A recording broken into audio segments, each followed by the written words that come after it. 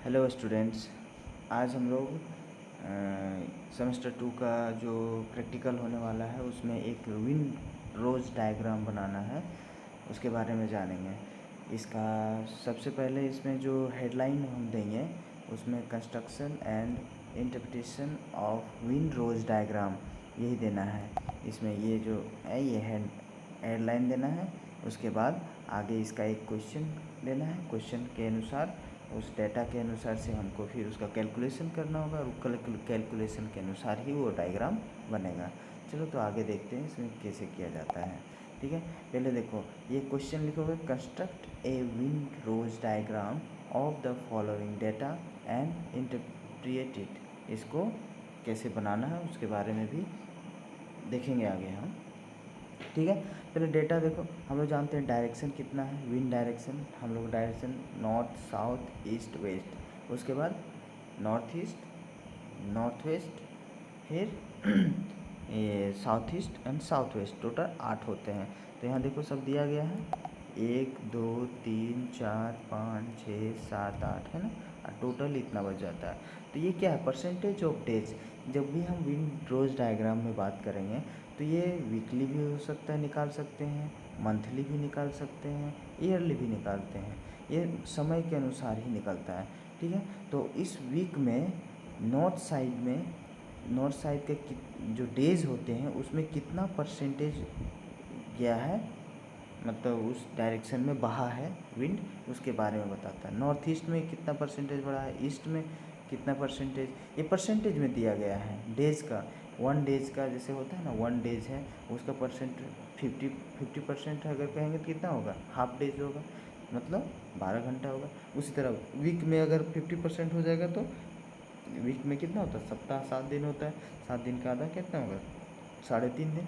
ये सारे क्या है, परसेंटेज में दिया गया है।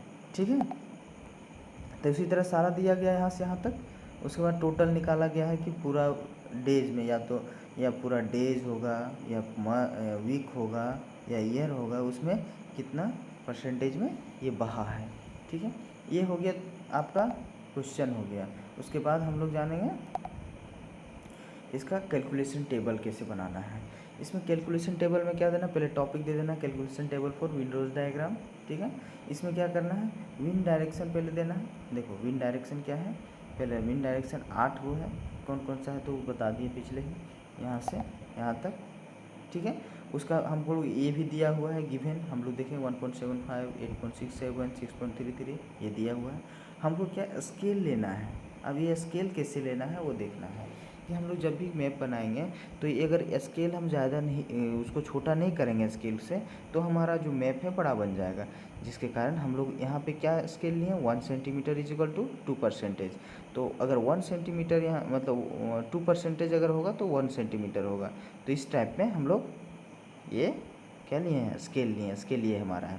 उसके बाद हम लोग क्या करेंगे, number of days in centimetre में निकालेंगे। ये परसेंटेज था ना, उसको सेंटीमीटर में निकालेंगे। कैसे, क्योंकि हम लोग 2% बराबर 1 सेंटीमीटर लिए थे।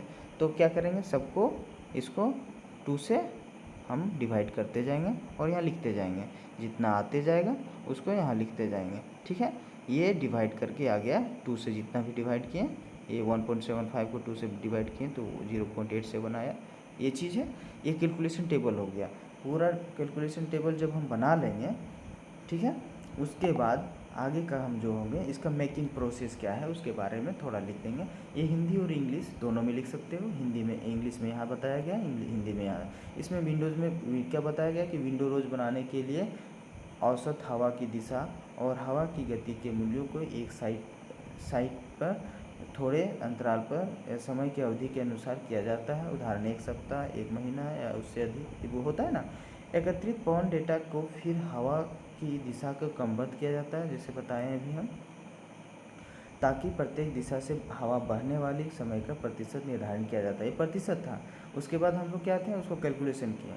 उसके बाद हम लोग क्या करेंगे, सर्वप्रथम चांद की सहायता से सभी दिशाओं को चिन्हित करें, जितने भी दिशा है 9 south east west north east north south जितने भी हैं उस दिशाओं को चिन्हित करें। उसके बाद प्राप्त डाटा के अनुसार रेखा खींचें और इन रेखाओं को आपस में मिलाएं। रेखा के डाटा कैसे खींचें? कैलकुलेशन टेबल में हमारा देखो ये जो आया हुआ है number of days in centimetre में, उसको हम यहाँ से नापेंगे। पहले क्या करना है डायग्राम में देखो, पहले डायग्राम में देखते हैं विन डायग्राम में क्या करना है।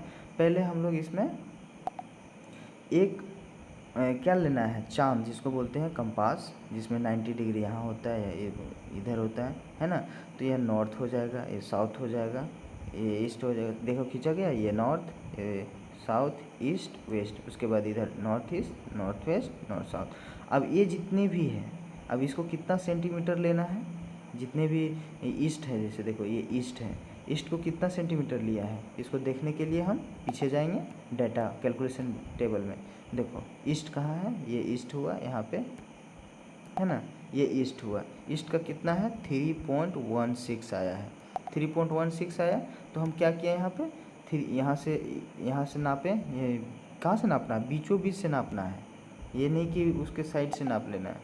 यहाँ से 3 पॉइंट यहाँ से लेना है, यहाँ से, और यहाँ से 3 पॉइंट क्या करना है, कितना था 16 था ना, उतना पे खींच लेना है, ठीक है, वो पॉइंट दे देना है, ठीक। देखो नॉर्थ वेस्ट में देखो तो कितना है, ये नॉर्थ वेस्ट में, नॉर्थ वेस्ट कहाँ है, NW, ये देखो नॉर्थ वेस्ट में सबसे नीचे कितना है 0.25 था। तो यहाँ पे देखो छोटा है 0.25 सेंटीमीटर लेंगे तो कितना हो जाएगा, सबसे छोटा हो जाएगा, देखो है ना।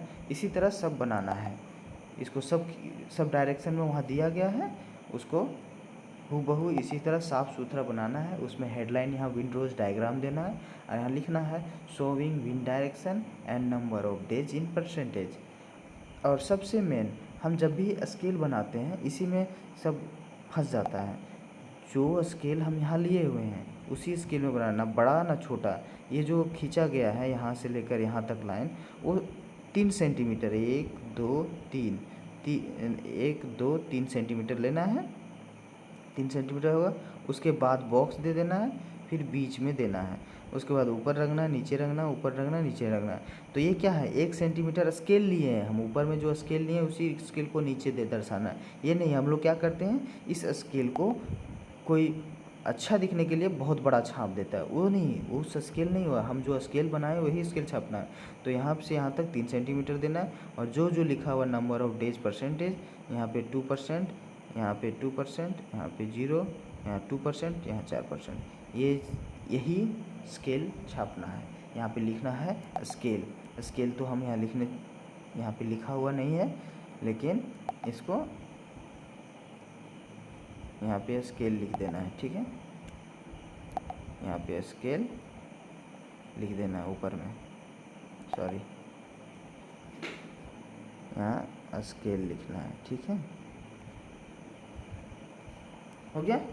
इसी तरह विंडरोज डायग्राम बनाना है और कोई इसमें गलती नहीं करना है, ठीक है। ये हिंदी इंग्लिश दोनों नहीं लिखना है, सिर्फ एक जो हिंदी लिख सकते हो हिंदी लिखना है, इंग्लिश लिखना है हिंदी लिखना, और ये सभी इंग्लिश से चलेगा क्योंकि ये क्वेश्चंस है, ये क्वेश्चंस है, हमारा कैलकुलेशन टेबल से आंसर्स आता है, ये कैलकुलेशन टेबल है। उसके बाद हम क्या याद आते हैं, उसके बाद जो मेकिंग प्रोसेस है, उसके बाद ये डायग्राम बनाना है। इसी तरह विंडोज डायग्राम बना के ये बॉर्डर दे देना है ताकि बढ़िया से दिखे, और इसको ध्यान में रखना है कि विंडोज डायग्राम कैसे बनाना है। ये ज़रूरी है कि हमारे ये जब एग्ज़ाम दोगे प्रैक्टिकल का उस समय ये क्वेश्चंस आ सकते हैं, और वहाँ बनाने के लिए प्रत्यक्ष रूप पे तुमको बनाना पड़ेगा। और जब भी बनाओगे ध्यान रहे ये स्केल गलत नहीं बनाना, क्योंकि जब भी कोई चेक करते हैं ये स्केल को पहले चेक करता है कि सही स्केल बनाया है या नहीं बनाया है, ठीक है। और कोई दिक्कत होगी तो कांटेक्ट करना, बनेगा, उसके बाद साइन करके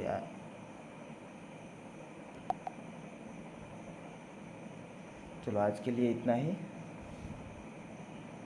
थैंक यू।